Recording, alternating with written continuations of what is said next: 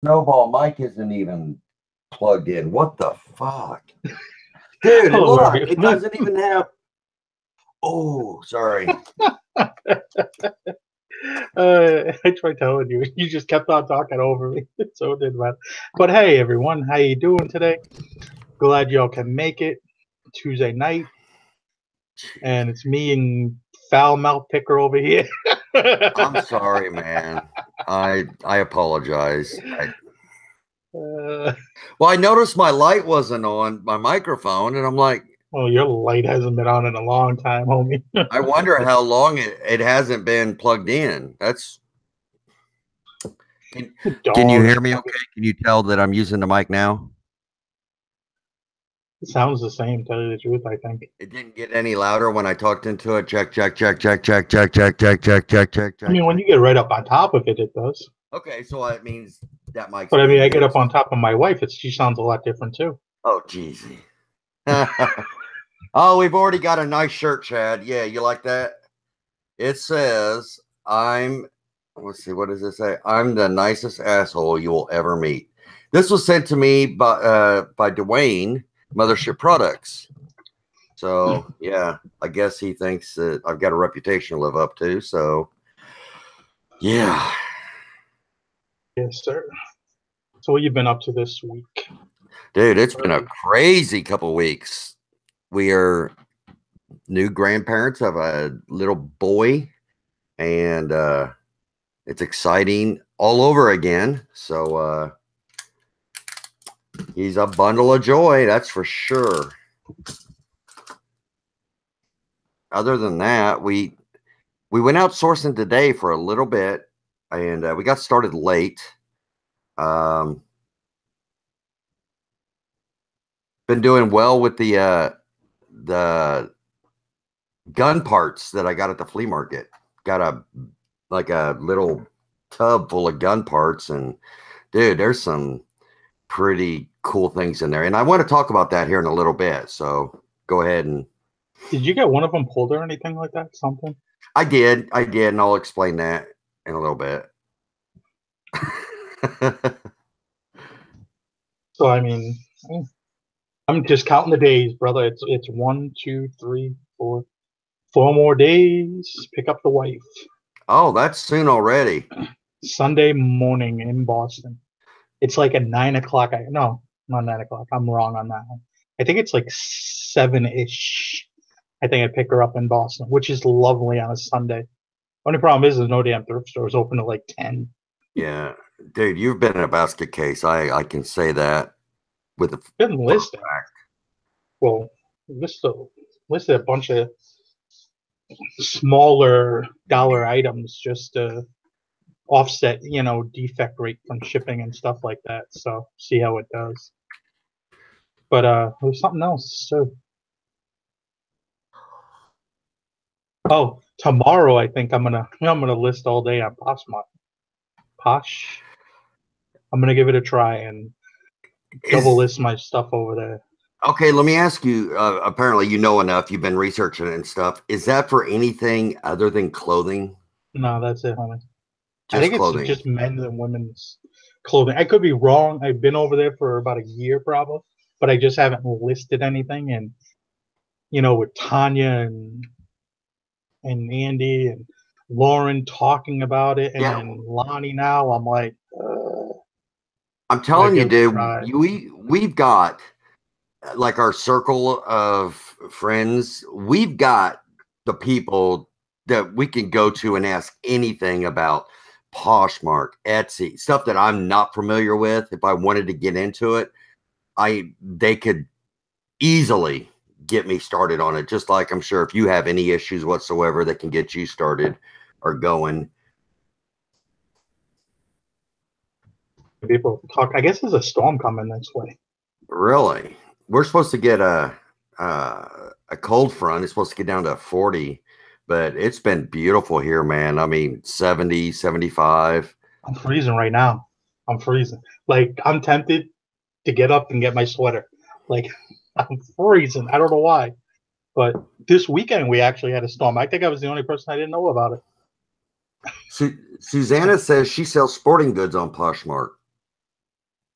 I don't know. Like I said, I didn't. Yeah. I like the only thing I knew that for the longest time I thought it was women's clothing, and I know it went to men's clothing. I was like, oh, maybe I'll give it a try, but I didn't look any further than that, you know.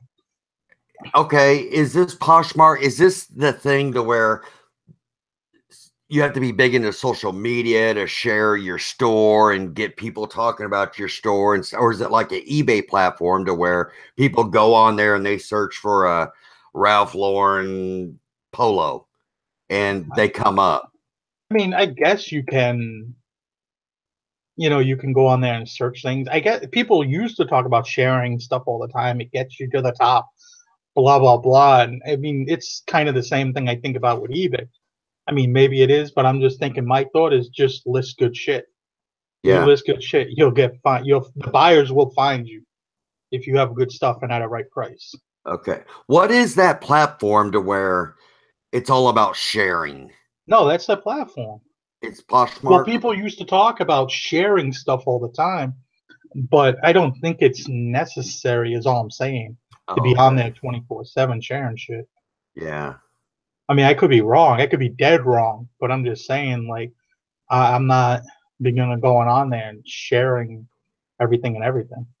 The only person I watched this Poshmark was it ASSA lately. I love her videos on Instagram. She is so funny. I love her.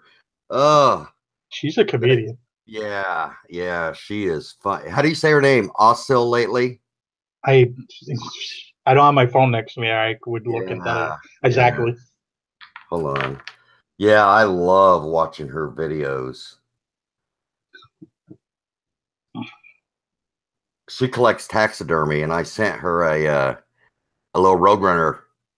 That little, I got it from the pilot's estate. I don't know what I'm going to do with this stupid thing, and so I just sent it to her. It's OSCILATEY.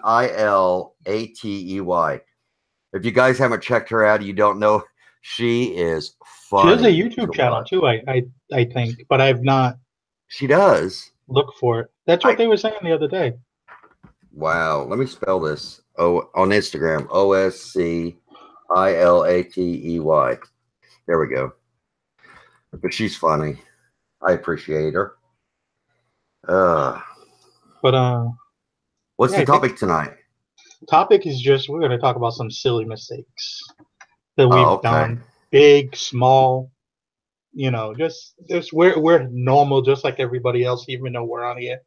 Well, You let me know, ask you this before we get into that. With Gretchen being gone for the past 10 days, I mean, I know you've been listing like some smaller stuff, but have you been like listing like clothing, you taking all the stuff that she had done in the past? Are you actually doing that stuff, or are you just putting that back, waiting for her to get back because no, you can't?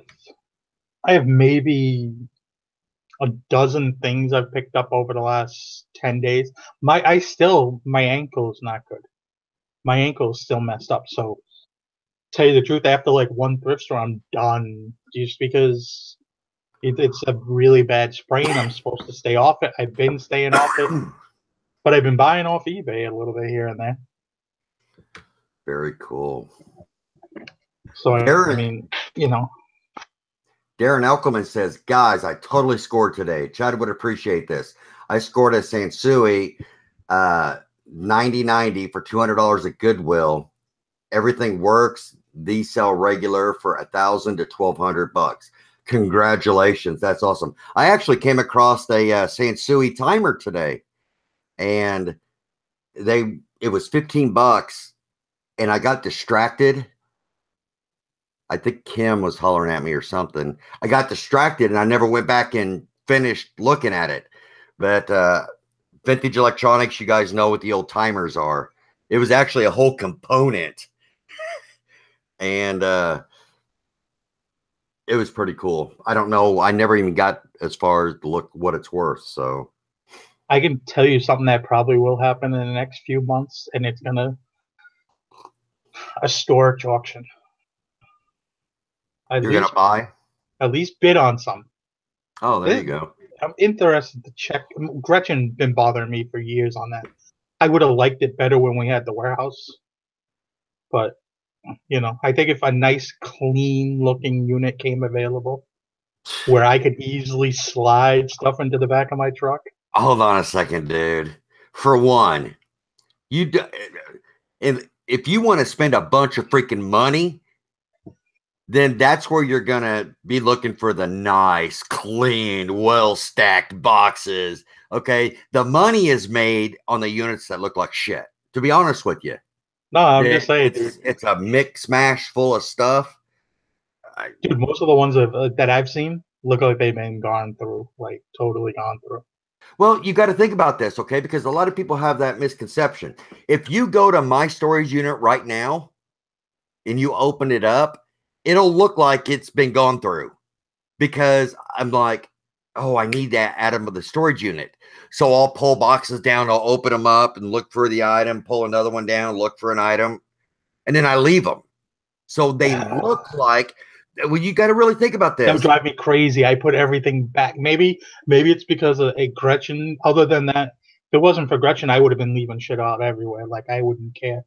But yeah, because of Gretchen, she on top of me like a snapping. Well, and that's you, but you have to also think about what do most people do, okay?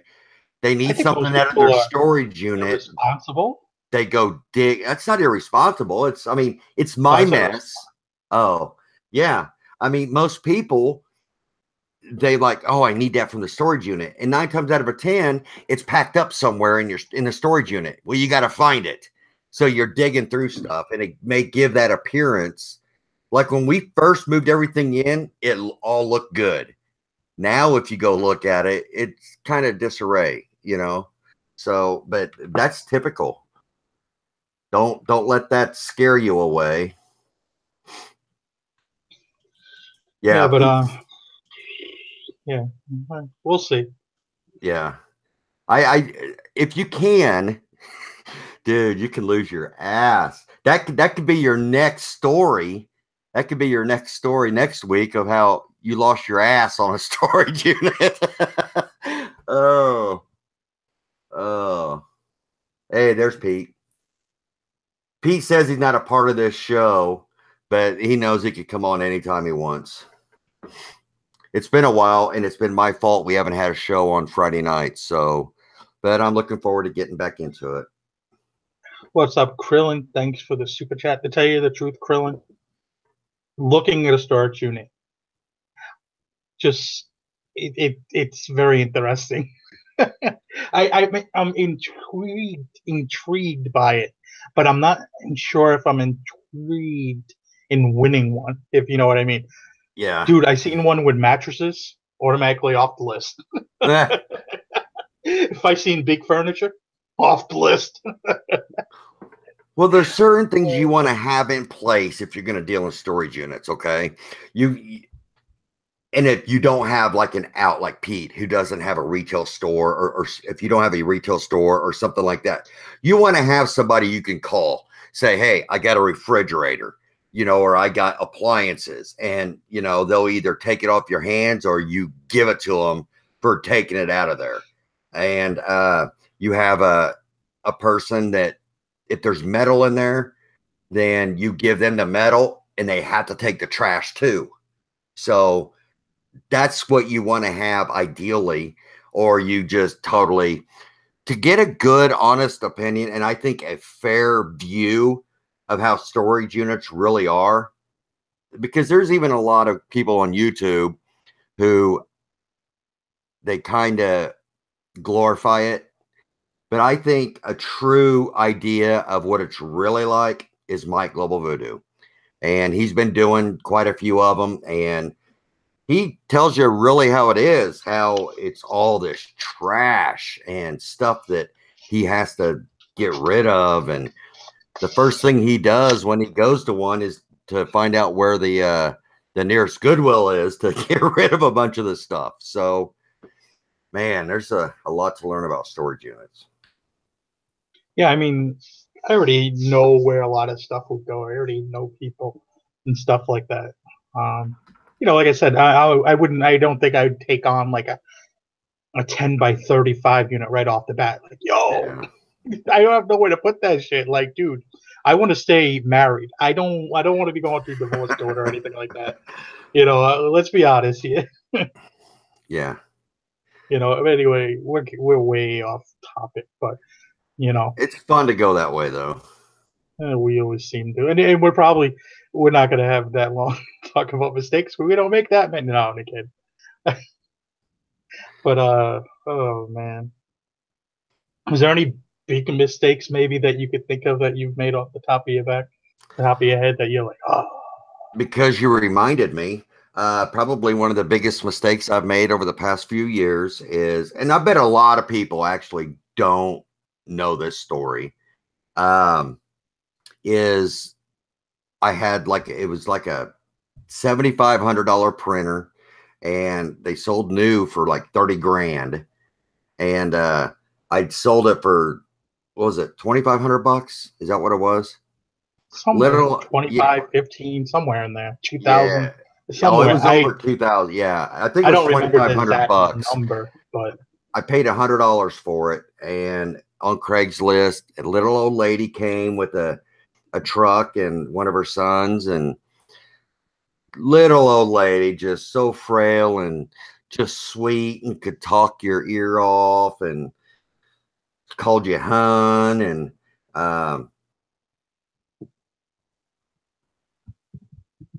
it was time to pay, and all she had was $100 on her, and she wanted to make payments on it.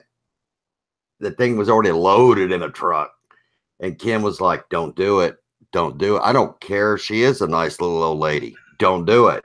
You know better than that." And against her better judgment, I said, "Okay." Well, that $100 was the only money we got from her, and we tracked her down, was calling her. She was changing her number. Yeah, it was a pretty I don't want to say expensive mistake, because we got our money back out of it, $100. But yeah, it was stupid of me. Stupid. Yeah. I could tell you what I think my biggest mistake was, and this has come up a few times, and if you ask Gretchen will freaking go crazy. When we were looking for a warehouse office space, we passed on quite a few like just regular office spaces, and I think I was so against it, and I don't know why I was against it, but they would have worked out better. Some were like 3 rooms, 7,500 square feet, more than enough space that we would have used for what we sell. But I had to have, a warehouse with the door and all this shit. And, we wind up getting that. And I rented it with a year lease when she was in London. She went away for a thing, and I was like, "Hey, I got a store, I got a warehouse." She's furious. And then when she was furious, when she seen it didn't, and I did some stupid thing. It didn't have a bathroom. Like, because it was close to the house, I didn't think that was going to be a big deal. And the heat and what was the other thing? The heat never worked properly. In the summertime, it was hot. Then we started having issues from where they put the heater vents in. It leaked. It was messed up. Yeah, you had all kinds of issues with that place. But I want to thank Andy, the patriotic resell check. Okay, that was hard to say. Thank you for your super chat, and Krillin, thanks for another super chat. Global Voodoo's flea market looks like Mad Max. I gotta check out Global Voodoo's videos.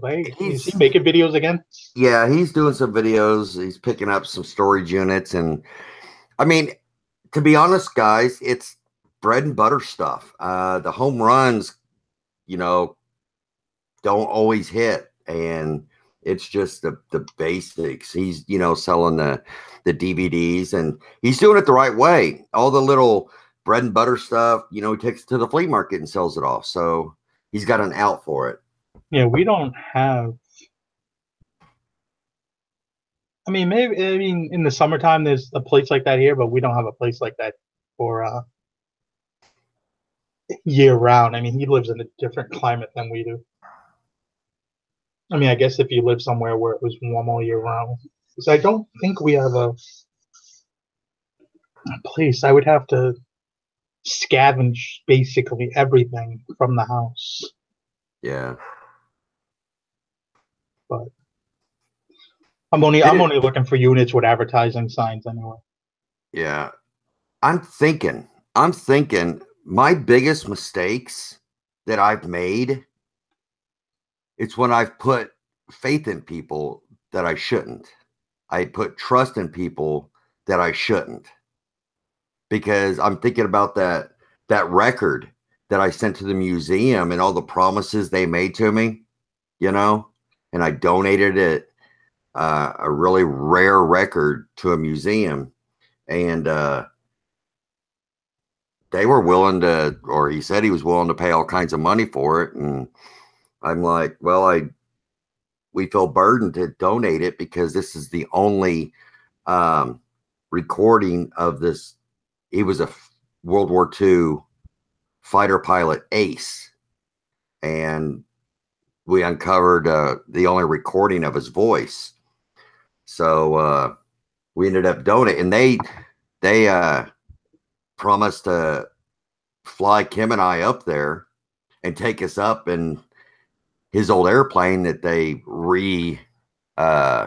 restored and stuff. So yeah, and then after they got the record, then they just ignored. And yeah, it was just leaves a bad taste in your mouth. See, Christian, I'll tell you this. I'm the kind of person that you did that to me, I'd be there trying to collect my shit back. Like, yo, Yeah.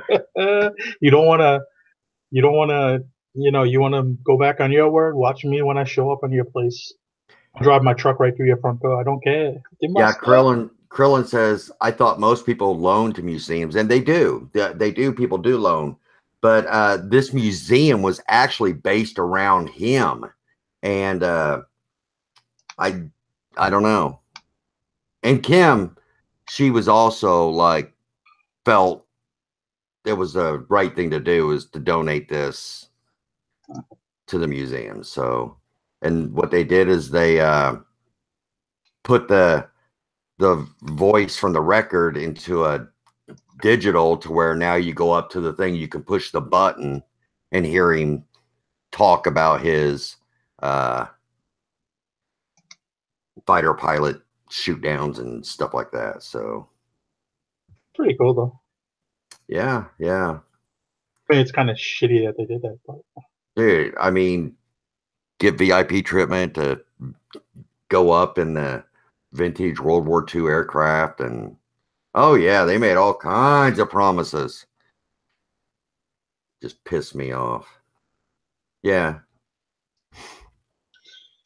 But those are the mistakes. I mean, it's like most of the time, my mistakes are putting trust in other people, you know? yeah, I mean, in general, when I think of people saying they loan stuff to museums, I never see. I think of people never getting their stuff back. Like for whatever reason, who's gonna go to the museum and be like, "Yo, I'm coming for my thing"? No, we have a Yeah. display set up around it and all this. It's like I just see like some type of whole issue. Yeah, I mean, typically when you loan something of value to a museum, there's typically paperwork and an insurance policy and all kinds of stuff, you know, so. But yes. Does anyone ever go to a pawn shop for quick money flips? I've never sold to a pawn shop, ever. I think I've never bought anything from a pawn shop. I think. Oh, I have. I don't. We don't have them here in Massachusetts, so I mean, I don't usually see them. I know in Florida they're like on every damn street corner, especially in Orlando. It's like every street corner there's another one, and even there I didn't go into them. Oh, somebody just did it, and I'm gonna put it in the damn chat. Somebody asked, what's their phone number? Here's the actual website, their museum website, and it's called the Warhawk Museum, and the famous aircraft is the Boise Bee, and the pilot's name was Dwayne Beeson. If you look him up, he's a fighter ace. But yeah. Yeah, so there was another question. I'll just answer it real quick from World Top 10. He wants to sell suits and blazers. Not sure if they consistently would sell, or he just wants to only sell suits and blazers, but not sure if they consistently will sell enough to make a living on.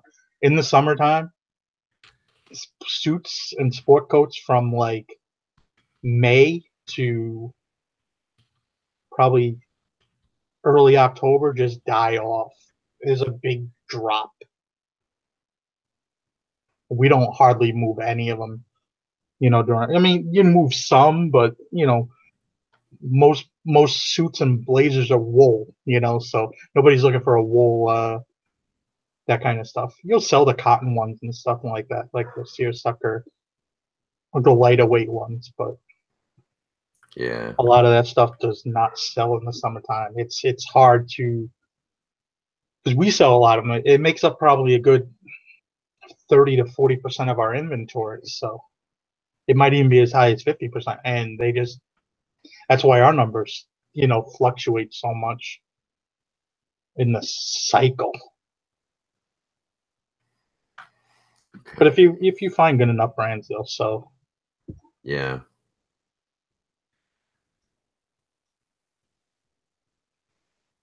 Oh, right on. Foodie Picker. Puerto Rico, they finally got their electricity and the internet back going again. Well, glad to have you here. Wow. Yeah. Glad to. Okay, so I've got two, Ronnie. What's another one of yours? Let's see here. Another mistake. Another mistake I have quite frequently, for whatever reason it is, when I see something initially, and this happens for me at estate sales a lot, when I see something initially and I'm thinking about it, I just need to buy it. I don't know how many times like I thought about something, and then like 5 minutes later I come back, it's gone. You know what I mean? I've made the pool cleaner, dude. You found one and I seen one at that estate sale, and I knew what it was once I looked it up because I had no idea what it was. I was looking at the thing, I thought it was some type of like floor polisher. Oh, the robot, the pool cleaner robot. Yeah. I thought it was a floor polisher. I was like, yo, what is this? And I seen Polaris and I was like, this has to be something interesting. But I got sidetracked with all the clothing at that sale. I remember finding like alligator loafers, and there was all these Orvis and Robert Graham stuff and leather jackets. I was going crazy, and then all of a sudden I forgot about that, and I wound up having Gretchen go back the next day, and it was gone. I was like, oh, and I wanted it too. I forgot all about that thing, But I've done that with a few different things at sales, where I'll see something and I'm not 100% familiar with it, but then I've realized, like, you think it's a good price and you think you can make money. You're buying other stuff. Just buy it and you'll figure it out later on. Worst case, you may break even on one item, but you have 10 or 15 other items that are going to make you money. Don't. I think one of the biggest mistakes that I do is I don't follow my own advice. It's something as simple as I'm trying to, where did I put it? It's a, oh, there it is. Hold on.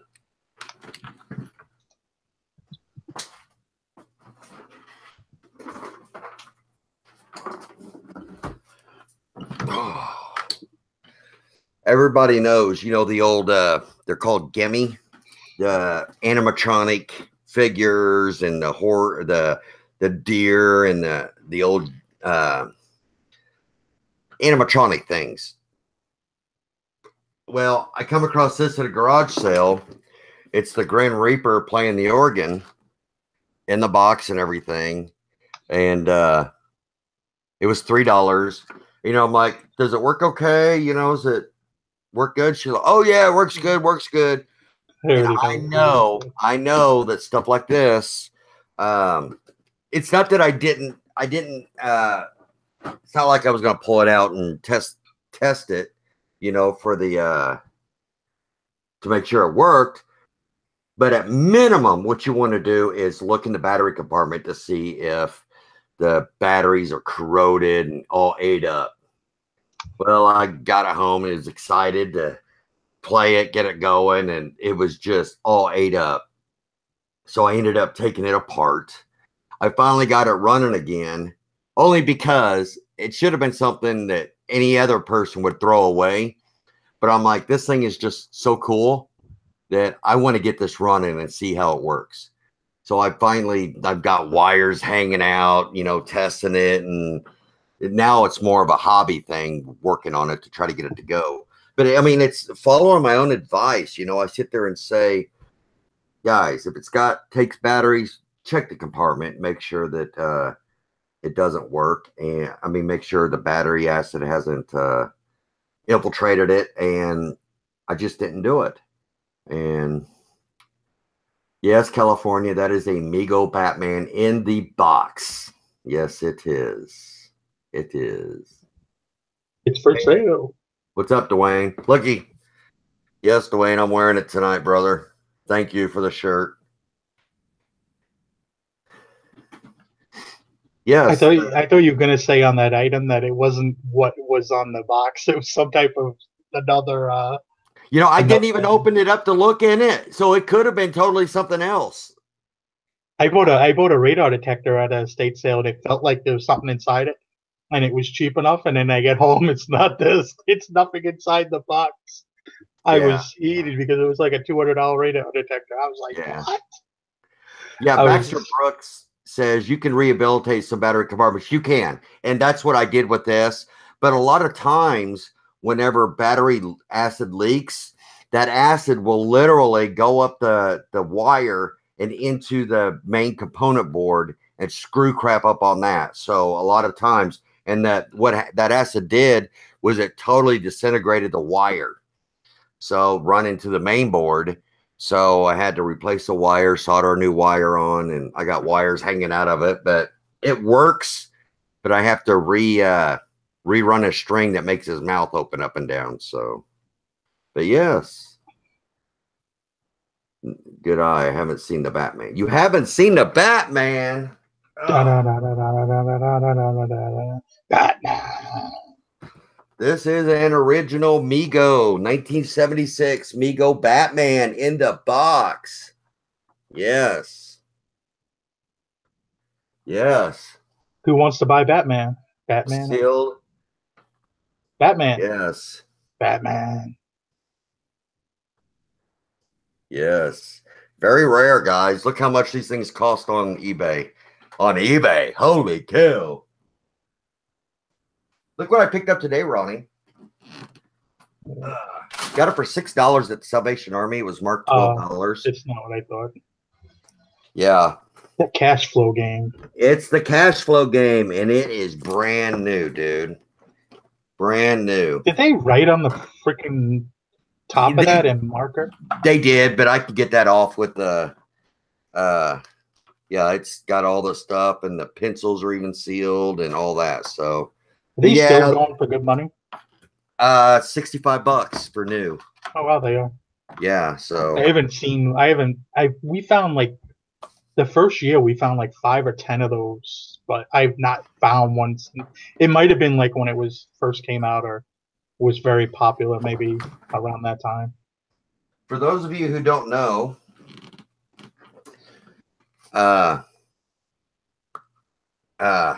eraser, magic eraser, whenever you have Sharpie, when you have a like Sharpie written on there, see that 12?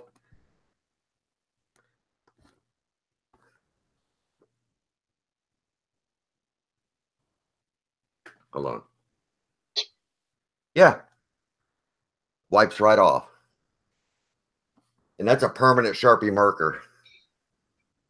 So, yeah, it's that simple. That simple. Well, on this, I want to just answer 2 quick questions in the chat that I seen. Ronnie, how do you do with vintage. Pendleton is something you pick up. Usually I pick up men's Pendleton jackets, or if it's wool, jackets, blankets, men's shirts, if it's wool. As long as they're not killed with holes or anything like that, I'll pick them up. And the other question was, I thought you were selling your home and going mobile so you can travel more. We're still thinking about that. That was at the end of this year, so we're still working on that. You know, I've been selling a lot of stuff actually lately to get ready for our move. It's either going to be in the move in RV or move just south. You know, and we'll figure that out more as the year goes on and how we feel, what we feel like doing. You know, it's a big for those big step. Deb made a good point. When I use that goof off, you never want to spray the goof off directly on the item. You want to spray it on a magic eraser or a piece of cloth and wipe it that way. So I got this really cool tintype, Ronnie. It's a little girl on a bicycle. It's an old tricycle. It's definitely 1800s era. It's a tintype. Would you get that at the store? Or was that in the old man's estate? No, I got that at the Getting Place. Me and you've been talking about. I gotcha.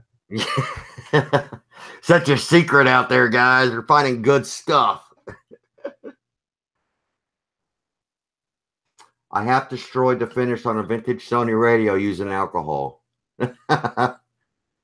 Yeah. My wife has destroyed a bunch of shirts trying to get stains out of them.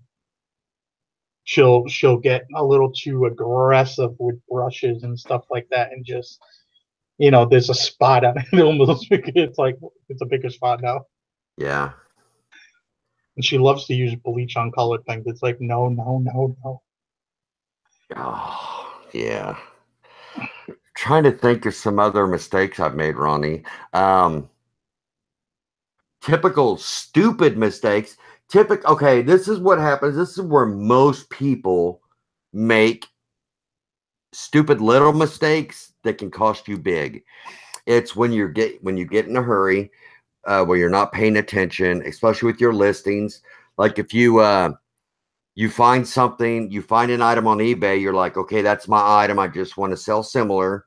And a lot of times it automatically comes up, item is new, and you don't change that, and it bites you in the long run.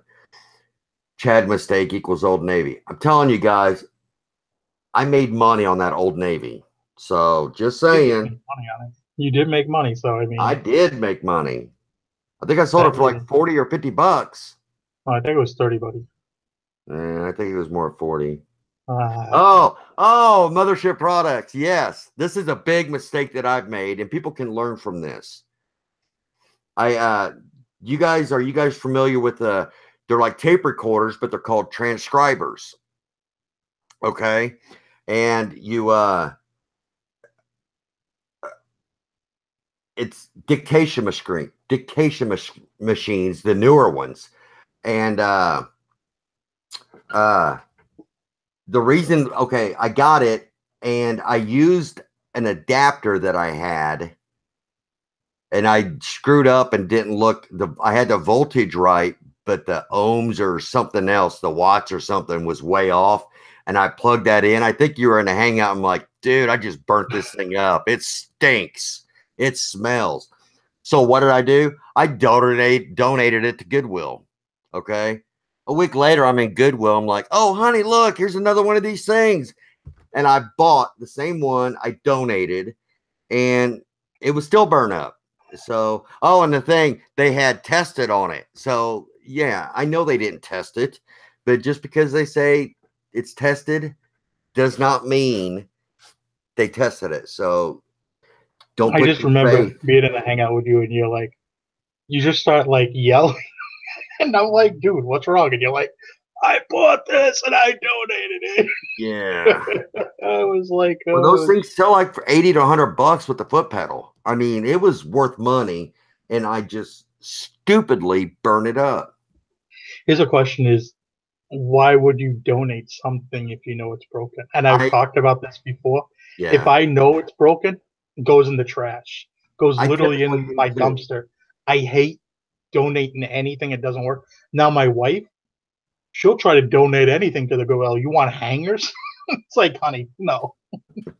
She'll try to donate anything she can. It's like, honey, you can't. They're not used as a trash company. Like, yeah, I typically do throw it away, but I remember having a donate box, and I was just pissed, and I took it and I threw it in the box, and then I ended up taking that box and donating it. So, but yeah, and I don't typically donate broken things, but yeah, just the stupid little things that can cost you money, and yeah. Someone else made a question earlier about because clothing sells slower in the summer, and what we do, we do a lot more. Like when we're going to yard sales or estate sales, we look for a lot of other thing that's non-clothing. So we'll send stuff in the Amazon, yard sale stuff that's unclothed, not clothing, and it sells video games and all that kinds of stuff that you can get. There's just so much more other things that you can pick up that should sell at certain times of the year. And it's actually fun getting away from. I almost never go to thrift stores over the summer just because it's so much more fun going to the other places that get stuff. Yeah. Oh, Dwayne's coming. Dwayne remembers everybody's mistakes here today. What about I remember I sold 99? He talked. And I think the sad part is that's what we used to do, free shipping. So I actually lost money on that, and I wasn't gonna, make a big deal about it. I just said that I remember it was a pair of jeans. I was like, I think it might have been 2 pairs. I did 2 pairs in a row too. I think it was just like, seriously, what's wrong with you? Yeah.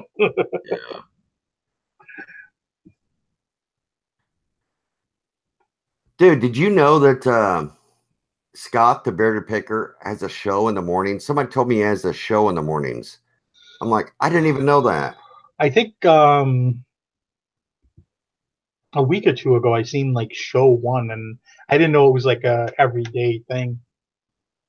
So he has a show in the morning now. Yeah, that's what I heard. You would think that I thought we were buddies. He would at least tell me he's got a show or something. Well, maybe he'll have you on sometime. Well, maybe we're not buddies. Shame on me, man. There I go again, putting my faith in people that don't even You're not up in the morning anyway. Yeah. Yeah. Breakfast Club, Skinner, D. Skinner said. Right on. Is that the real name of it? Yeah. 7 o'clock. That's early.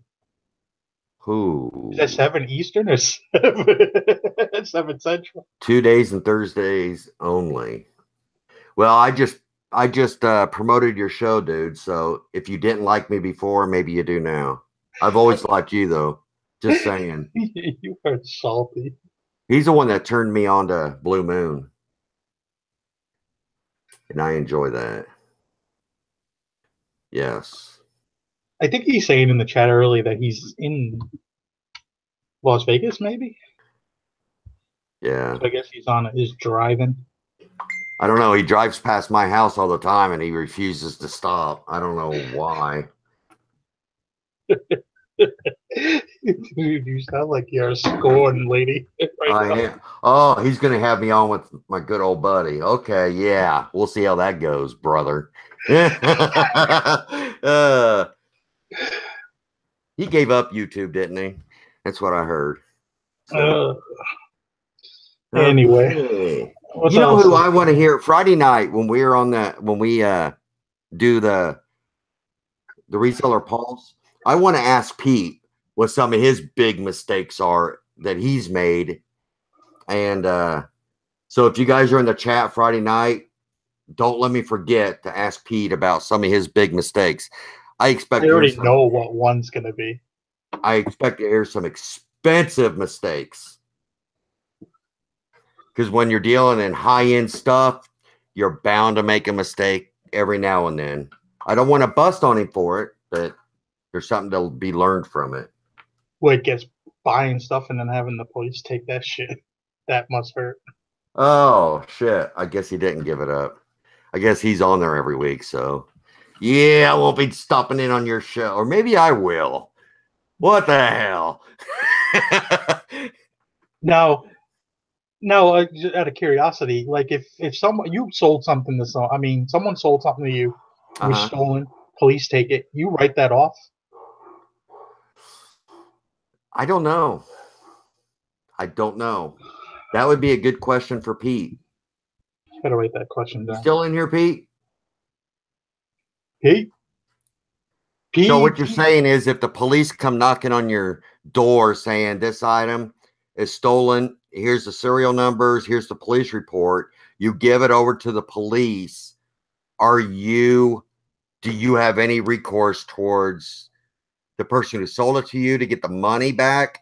Because that was a crime in itself, and you were a victim of the crime if they sold you something stolen. So it would probably be a long process, I would say. And if there's any restitution that's made or ordered, then it would come back to you in that way. Maybe. I would guess you would have to. I mean, because you're not going to take someone to court for like $100.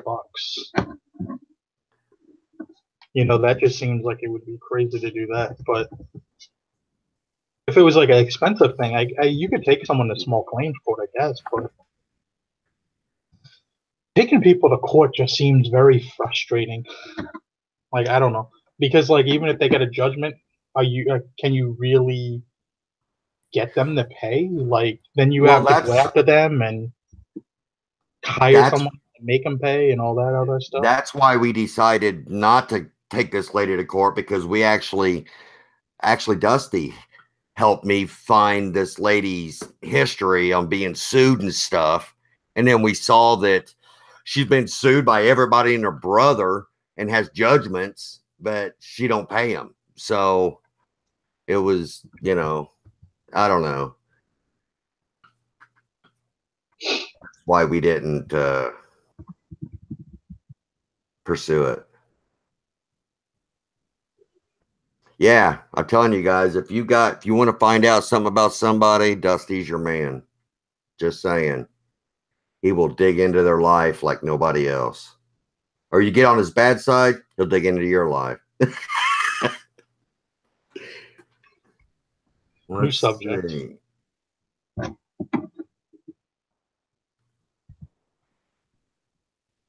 I'm just talking to my wife real quick. Barry, I tell you what, Kim was on her. I mean, but I just didn't listen to Kim. She's like, don't do it, don't do it. And I did it. So.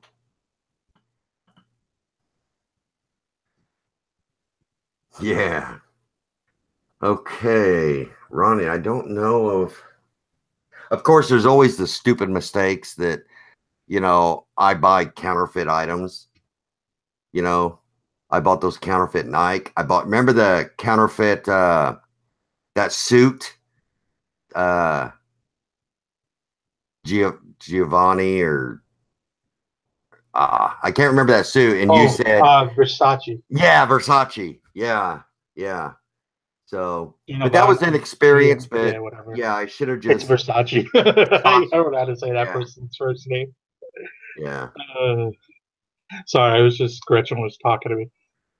She was mad at me because I didn't see the messages, and she wanted me to. She was watching at her friend's house, and she wanted me to like shout out everybody that was there. And then she's like, "Forget it, I'm not there now." Yeah, dude, it's embarrassing, man. Nike is not pronounced like Mike. I pronounce it like Nike. Everybody else says Nike. I don't care. It's always been Nike to me. I'm from the woods of Indiana. But dude, that was embarrassing. I get on, I think it's when the Reseller Society only had like what, 10,000 members. I'm like, oh, look at these awesome Nike, you know, green, and they're clear. And Deb's like, they never made that color. I'm like, oh shit. How embarrassing. But yeah. I remember those two. I was just like, oh yeah. boy. Yeah. I see. The thing was, when I remember seeing them, I was like, I kind of remember them being weird, and I was like, I don't remember, the whole thing behind them, but I knew, I've passed over those things actually. I've seen them, and I was like, Yeah. they're like the Air Force Ones, but they have the clear toe box. No, the whole thing was clear. Remember Oh, those, was Deb? it? Those clear. Yeah, the whole thing was the only thing that had color was the Nike swoosh. And I was all proud of them. It's like, oh, these are freaking awesome. And they're so rare. There's none of them. There's no others for sale. And Deb's like, because those are fake. I'm like, oh. I just want to get girls on fire's question real quick about being concerned. I mean, am I concerned about Amazon's new fees? And the way I look at it, I get most of my Amazon stuff from either estate sales or yard sales or thrift stores, and I get that stuff so cheap that most of the time when I send stuff in, I'm making it's like one offs or stuff like that, and you're making 10 times your money. So even if the fees are a little high, I'm still making good money on that item. It's not like I'm not going out to buy something for $50 to sell it for 75 and make 20 or something like that. I'm not that kind of seller. I kind of just like the one-offs and harder to find stuff. You're safe, Scott. I'm not going to be going in any retail stores anytime soon. I have a hard enough time going into Walmart just to get something to go to Walmart. Like the wife, I want to go to Walmart. I'm like, no. Oh. Somebody was asking here, just inventory. Chad, do you ever get over to Santa Rosa or Destin? Recommend any stores in the area? I can't say that I recommend any stores over there. There's a couple. The Goodwill there is just outrageous. I think to give you an idea, if you guys want to look to see how crazy this is, Rally Roots, what's his name? Ryan. They came on vacation through here, and they went to the Destin Goodwill, didn't find anything, and yeah, that place is kind of rough. There is a couple Christian. There's a Christian thrift store there that, and this is what happens. Okay, the Christian thrift stores, when they start out, there's always deals to be made. They're really great items. But once they realize, they try to expand and get bigger, and they're like, oh, we can make more money. That's when they get bigger, but it goes downhill for, regulars. And, but they expanded so much that they opened a whole nother store just for electronics. Yeah. That must be your favorite store. Well, dude, there's nothing. I mean, they won't negotiate or anything like that. Really? Typically you don't find me complaining about prices on thrift stores. I just don't go there. But now on the outskirts of Destin, headed towards Santa Rosa, there's a Goodwill that I've got nothing but praise for. The good prices, because that's not right there in the middle of Destin. And so, I mean, you think about in a touristy place like Destin, like their bathing suits are through the roof expensive because people go on vacation and they realize that their stuff's either too small, it doesn't fit them, or they forgot it and they don't want to pay the high inflated prices at the retail stores. So they'll go to Goodwill and look for, shirts or stuff like that, or bathing suits. So yeah, it's just, yeah, not very good. You don't want to go to vacation destinations for good thrift stores. Yeah, we went to Orlando, and Orlando is very sketchy for finding stuff. I mean, we did Yeah. find some things, believe it or not. Like, I found that men's silk dress skirt by Stefano Ricci, I mean, that was a $200 score, and I did find a Brioni cashmere sport coat. But Well, you're for the the one that wants most, to move to Orlando. I thought thrift stores sucked in Orlando. no, dude, tell you the truth, I told you, after I was to St. Petersburg, I want a condo in St. Petersburg, right down there in downtown St. Petersburg. I'm good. That's where I want to be. I want a condo. I Good don't luck. want Make sure you're armed living in St. Petersburg. That place has gone downhill big to. time. Dude, I think you haven't been there recently. That place was really nice. It was cleaned up really good. I think you're thinking about Tampa, maybe. No, it's St. Tampa Pete. was a little sketchy. Kim's grandma and grandpa had a house in St. Pete, and Well, I think a lot has changed since. okay, well, I would only I don't know. expect just like It didn't look that bad. I mean, Panama City, guys, has gone downhill. It's a dump. Panama City to me has always been a dump. When I was a kid, I would have thought that was a dump. Oh, I am thankful I'm in Florida. Oh, hell yeah. Love it. Yes. St. Augustine was really nice. We went there. Their thrift stores were actually very cheap. But we didn't. That's another story for another day. We didn't get to enjoy much of it, of St. Augustine, because Gretchen's father was hooting and hollering that he didn't think too much was awesome there. It was like, whatever. So that's another place I'd like to spend a day or two checking out. Yeah. I can't believe nobody's brought that up, Ronnie. I just asked in the chat. That's a good thing. Oh, somebody caught it. Yeah, there we go. It's still behind it. It's just on the floor. Yeah. I mean, see, it's just right there. You can see the. I'm trying to think of any like major. There hasn't been any. If you think about it, mistakes are okay.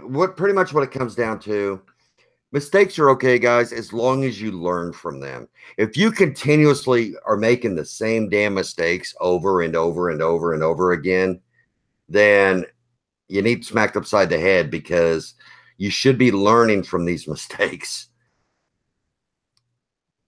But I'll be the first one to admit that I make some of the stupidest, simplest mistakes. Well, I think we all make little simple mistakes within our business. Like it's very common to make a simple mistake. You know, I don't know how many. I mean, I've only done this one time, but I've caught myself a few other times mislabeling mail, like almost putting the wrong label on the wrong thing. I did it one time, and I've caught myself almost doing it. I've sent somebody the wrong thing before. That was an expensive mistake for me, but it was only expensive because I chose to do the right thing.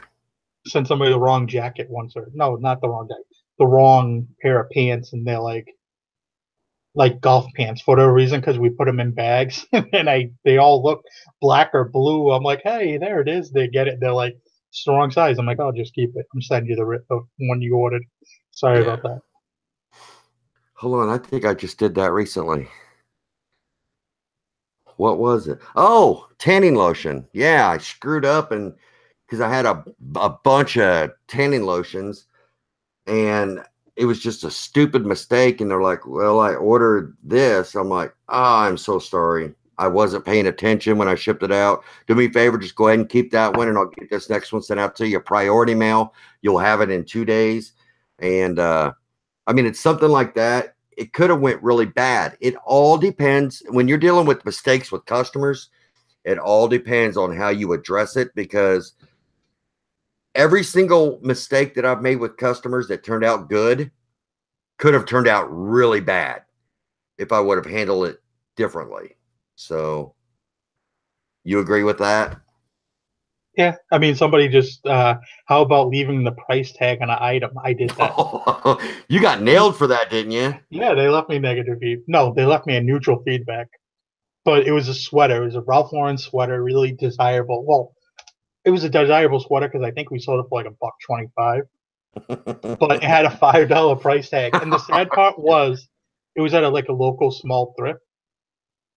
The funniest part was that Gretchen took pictures of it and I listed it, and we didn't notice the tag on it. It was like, how did we both miss that? And they said something, and I my comment back to them was like, you know what? I tried selling it at my yard sale. They were like, what? Then they pulled it back and realized it was worth something, and they did. I was like, you can take that back, and they were like, well, why don't you just sell it to me for what you paid for it? And it's like, that's not going to happen.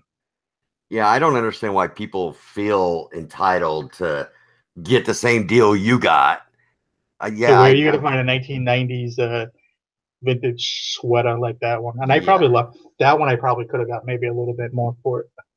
It was a really nice sweater. Oh, for the record today, Ronnie, for all the haters out there when it comes to me and polo shirts, I still don't see, the only time I see people walking around wearing polo shirts are people who are in the service industry. Like we went to Golden Corral tonight, they were all wearing polo shirts. But I was in a thrift store today and we were going because the lady said, okay, coats are all $5. And if you buy a coat, then you get a sweatshirt or a sweater for $1. They're trying to get rid of this winter stuff because trust me, in Florida, yeah, they want to get rid of that stuff. So it led Kim and I over to the clothing. So I found a really cool coat, and then we got a couple sweatshirts. But I was walking past on the end cap, there was a Ralph Lauren polo shirt, and it had the really big Ralph Lauren crest on it. It was black with the white, black on top and then white down, big crest. I think it's probably worth some money. It's older, but it had a couple stains on it, so I just put it back down. But how much are those big crest Ralph Lauren? Depends on the crests. Not super much. It's not the horse or anything. It's no. I hate. I've had a few of those, like personally, and and now maybe I'm a little bit older. I'm not really a big fan of those anymore. Yeah, it's like, I don't want to be a damn Ralph Lauren billboard.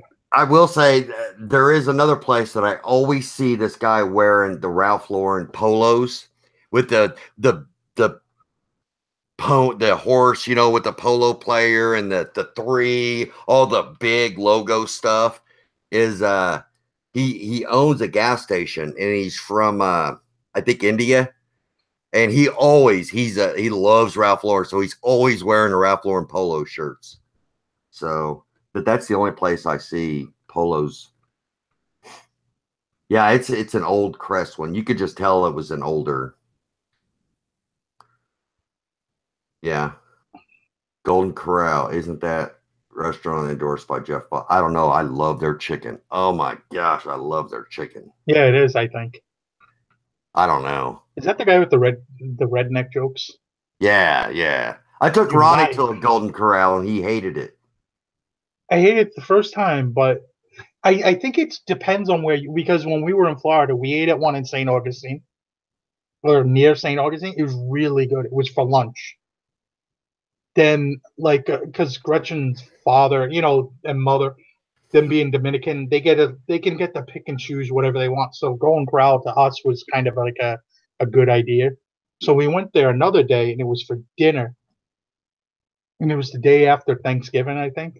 And it just depends on where you were. We were in the city of Orlando, and it was a terrible, experience technically. No, it was Sunday after Easter. I mean, after Thanksgiving, after Easter.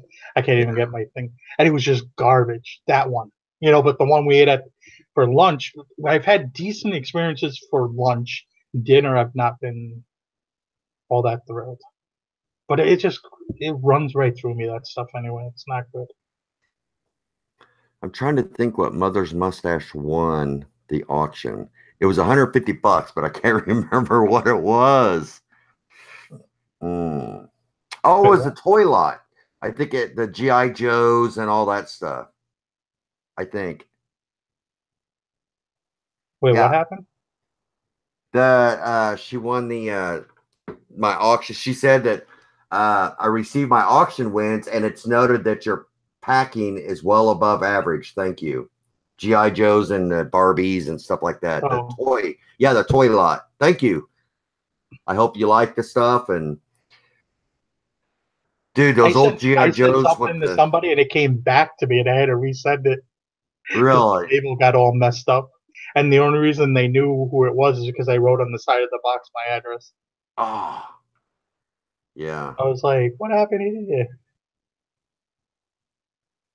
Yes. Yeah, Mother's Mustache is a very generous person. Yes. Logan and Katie are very grateful to the purchasers that night. Very cool. If anybody has anything else they can think about while we will wind this up a little bit. Yeah. I'm trying to think. Dude, that leather jacket that I messed up on that I didn't pick up because my phone battery was dead. That was a mistake. I forgot the brand. I made a video about the brand, but I didn't look it up. But I think it was like $50 at the thrift store. And anytime you see something for 50, you're like, oh. Yeah. And it was a motorcycle jacket, and it just looked interesting enough to almost buy it. But I was like, and the sad part was I bought so much more. I bought like $250 of stuff. That was like the most money I've ever spent at a thrift store. I mean, they had Bose speakers and there was all this stuff. I should have just bought it thinking like I'm gonna make so much money, and then wah wah. You know, and then find out later on a fellow reseller gets it close to me that I watch her store. And she sold it for like on auction for like 600 or 700. And she sold it cheap too.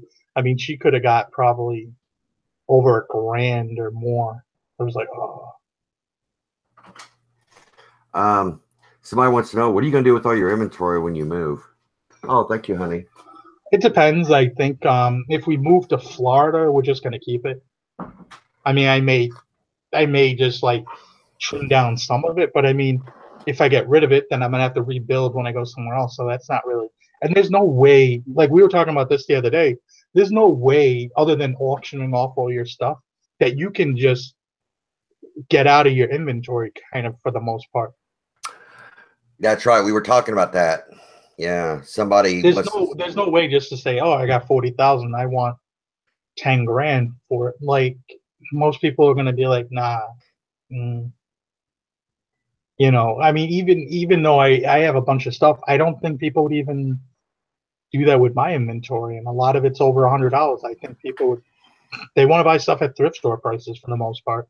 Yeah. Unless it's new tag stuff. They don't want to be buying pre-owned. Well, you know something? I'll go ahead and say, if there's anybody that lives in the New Mexico area, there's somebody that we know that's got quality items.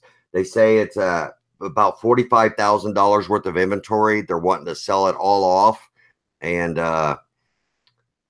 if you're in that area, a lot of it's clothing, women's shoes, clothing, and it is high quality, good quality stuff. So it's not just a junk store. So if you are in that area and you're interested, hit Ronnie or myself up on Facebook or something. We'll put you in touch with the person.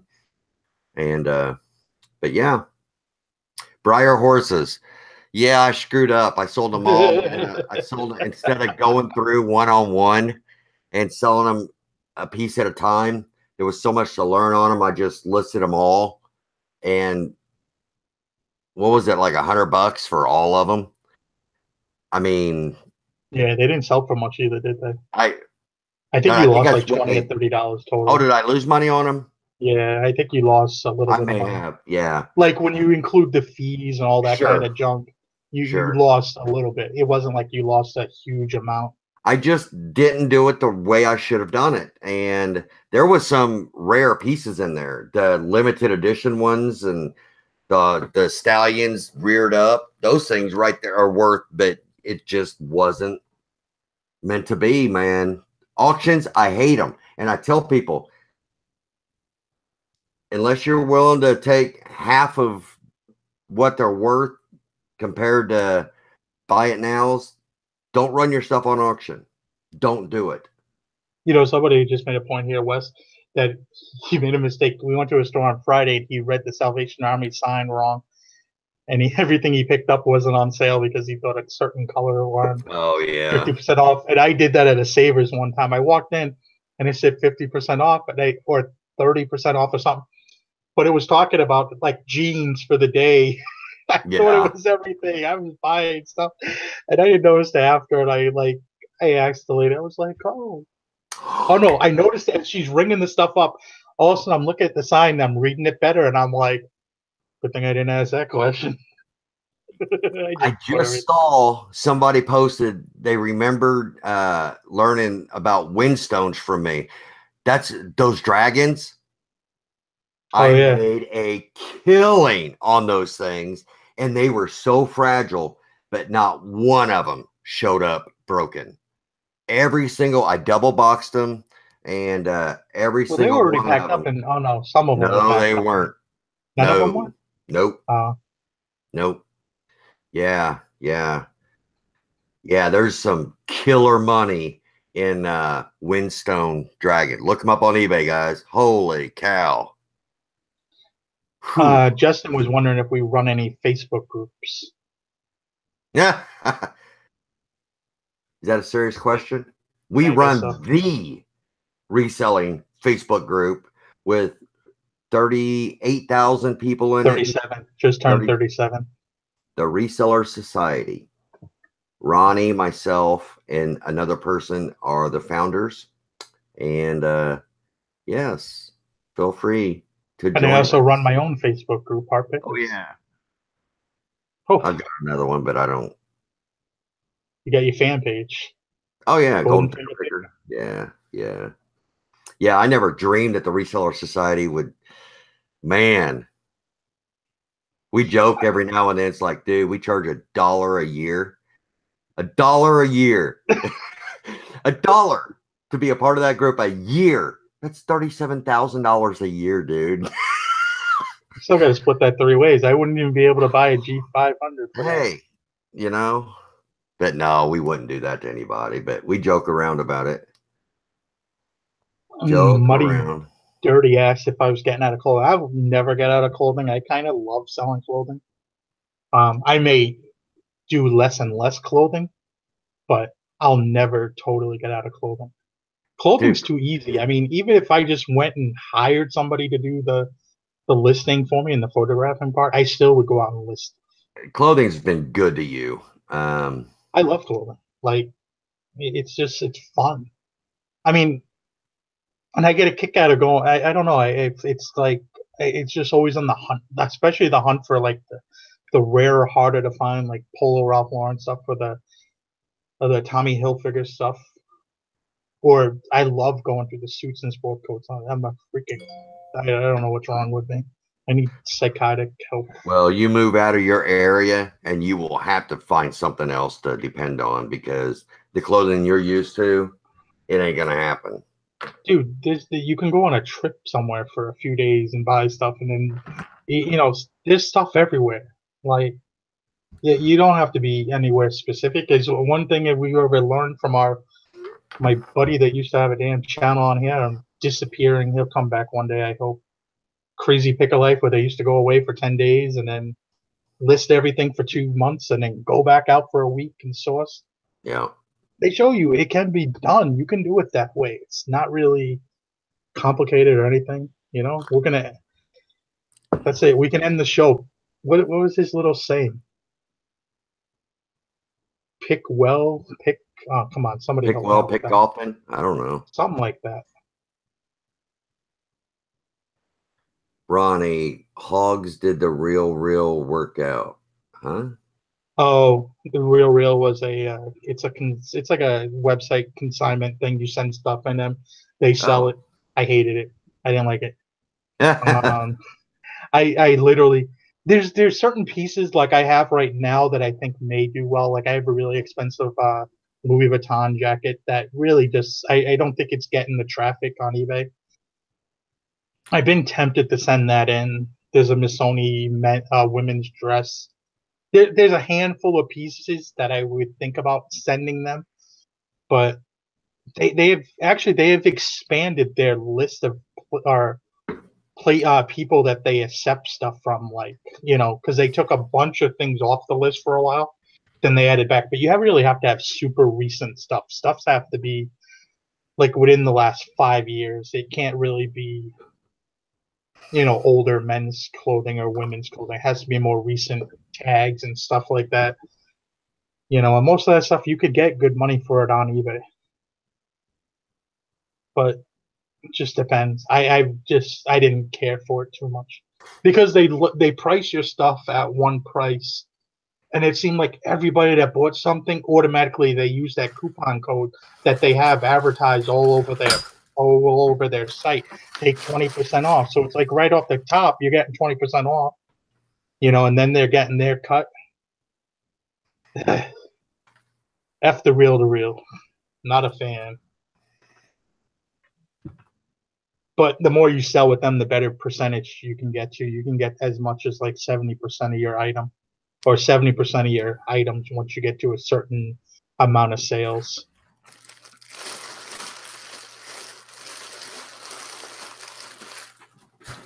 Yes.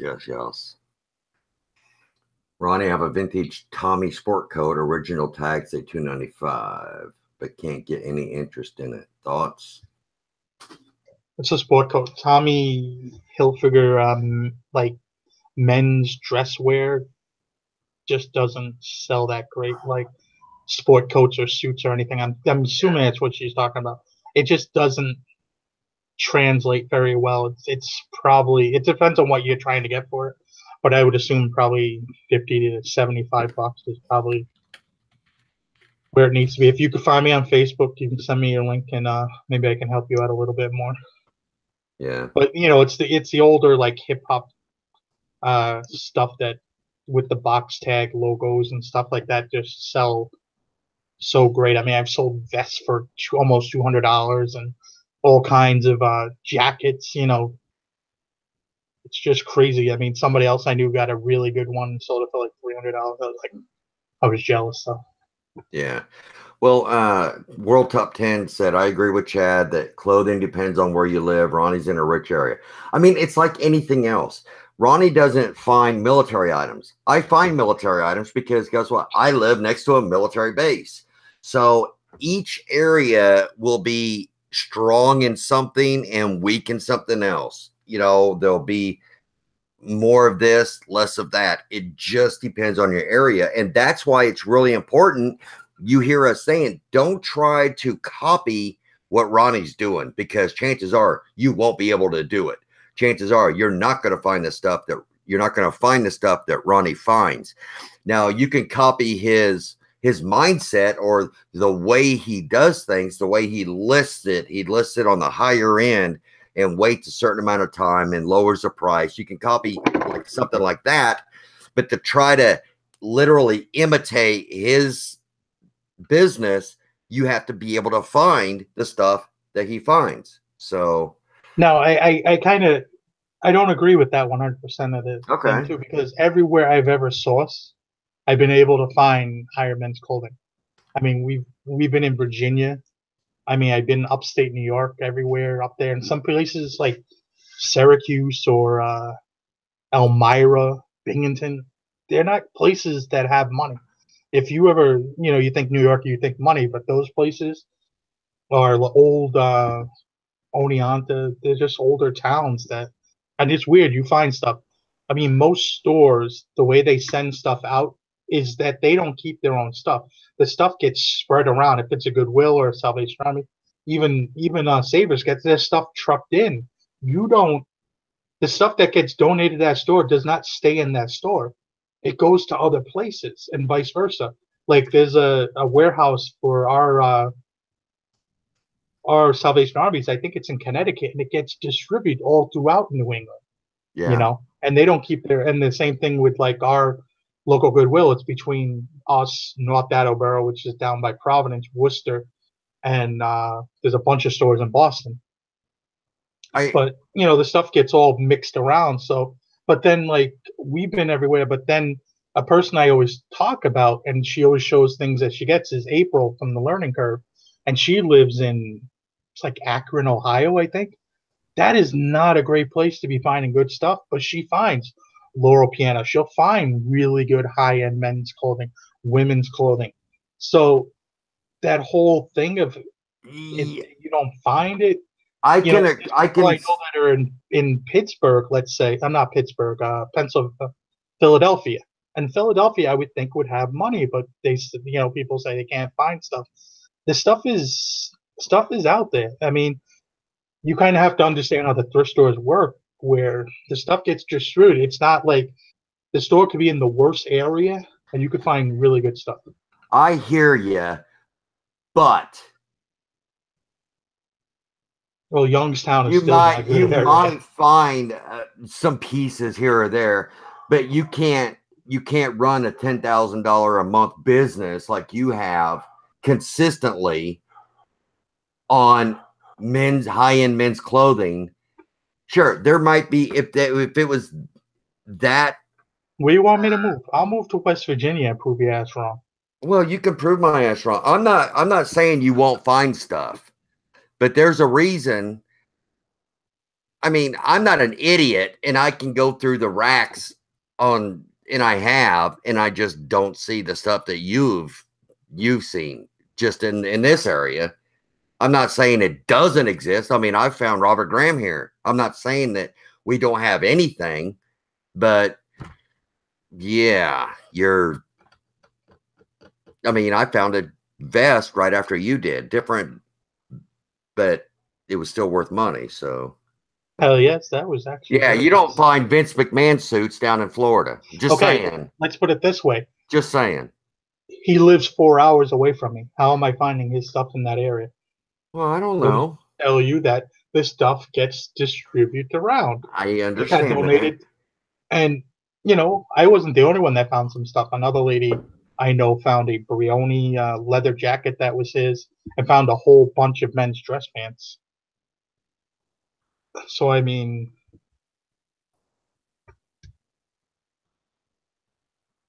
Well, thank you, Justin. We appreciate that. But yeah, I mean, Ronnie, I'm not saying that high-end men's clothing can't be found throughout the country, but at a $10,000 a month business, you've been able to build on that. No, I'm saying you could go out there and you could find stuff. Well, sure. I'm saying clothing wise, and like if you go to certain other places, there might be, let's say, more hunting men's clothing or more outdoorsy clothing, but there's still good brands within that. With that stuff like Patagonia or certain other brands. Would you be able to run an eBay business on military items only? I don't know shit about military, dude. Well, I mean, you would know a military piece if you come across it in a thrift store, would you not? I mean, I couldn't tell you the difference between a helmet from World War I or a freaking Gulf War. I mean, let's be honest. Yeah, I mean, it's just I don't know. And I'm not going to front like I do know. I'm just telling you. Well, I'm just saying a lot of the whole concept of. But I could spot a high-end men's sport coat from halfway across the store. Like, yeah. What's up, Stephen Stiff? Yeah. Yeah. Military does sell well. I bet you in like places like Alabama, you could find a lot of vintage, like T-shirts and vintage sports wear jerseys and stuff like that. Yep. I mean, there's stuff everywhere to be found. You just have to, I agree with what you're saying. It doesn't matter where you live. You can make a living. That's why I wanted to go and travel, to show people that they can make freaking money everywhere they go. But I just think that you would have a lot harder trouble sticking with the high-end men's clothing, traveling the country without, Oh! I won't make the same mistake again. I sold another tanning lotion, so I will make sure I grab that right. All right, sir. Any last words? Guys, you're gonna make mistakes. It's all about learning from your mistakes and not continuously repeating them. And thanks for hanging out with us tonight. Yeah, like someone said that it's just about hitting thrift stores consistently. They found a Titan and a Hermes at a Salvation Army, and they go there all the time. Good stuff. Probably 2 of the top 5 men's brands you can find. Pick well, list often. That's what he says. Yeah, that's right? what I was going to say. That's how I was going to end the show. Oh, sorry. No, I tell you the truth, I wasn't 100, but that's how, just go out there and find this stuff. I mean, don't be scared off by anything. A stream coupon, and there we go. Yeah. But ending out in spirit of the crazy picker life. What was it again? I forgot now. Oh well, pick well, list often. See you guys next week. Have a good day. Make sure if you're not subscribed to Chad, Golden Finger Picker, find him on YouTube, and also show Friday night with Pete the Craigslist Hunter. See you guys later. Have a good day, everybody.